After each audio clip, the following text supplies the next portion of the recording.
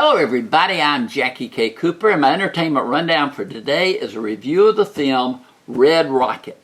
And Red Rocket is a movie about a man, played by Simon Rex, who has been working in the adult entertainment industry in Las Vegas.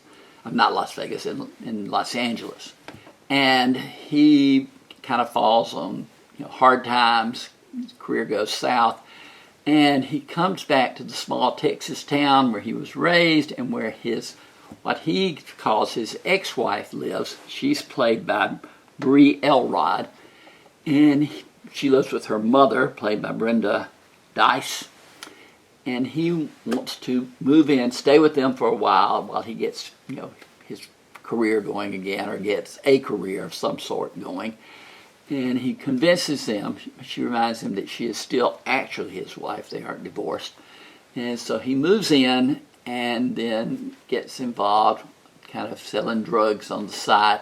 And also he goes to the local donut shop where he meets a young woman named Strawberry, played by Susanna Son.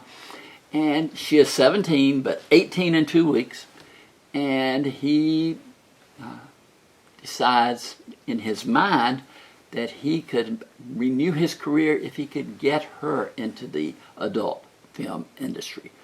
But there are some complications trying to put that plan into effect. This is not your average movie. These characters are really bizarre in a lot of sense, and they're not bizarre. And, they're everyday people in one sense and bizarre in the other sense. But the acting is good. Simon Rex is completely convincing as the aging porn star that he portrays, and everybody else fits right into their role. Since they're not familiar to you, you just accept them in the roles that they are in. The film is rated R for profanity, violence, and nudity. I scored it 6 out of 10. It was above average based on the acting. The story got a little drawn out, but you still were held, fascinated by everything that was going on. But it's a matter of taste if you want to see it. But it's Simon Rex in Red Rocket. This has been Jackie K. Cooper's entertainment rundown of the film Red Rocket. Today is a review of the film A Journal for Jordan. And this film stars Michael B. Jordan and Shantae Adams. They play a couple who meet and fall in love. He's in the military. She is a writer at the New York Times. They have distance problems in getting together.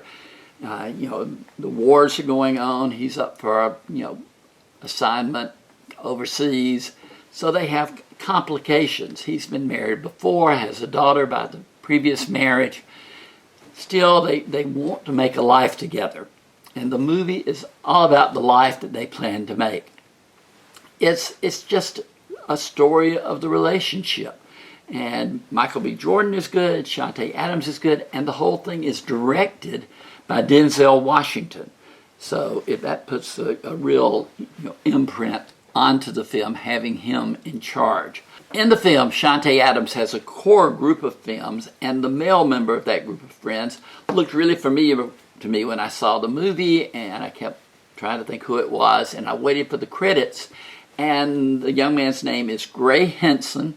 His mother, Paige Henson, is a friend of mine. He's from Macon, Georgia, and he does a good acting job in this film. He's been on Broadway. He was in the Broadway version of Mean Girls and got a Tony nomination for that. So his career is coming right along.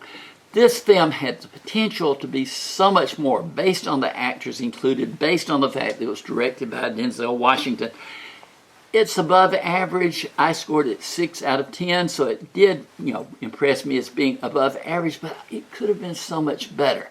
It was just something about the way it was developed that just didn't do it for me. Let me add, too, that it's rated PG-13 because there is profanity, violence, and nudity. But I wanted this movie to be more. I expected this movie to be more. It is above average, but it's not as great as it should have been. But it's good to see Gray Henson in the movie. This has been Jackie K. Cooper's Entertainment Rundown with a review of the film A Journal for Jordan.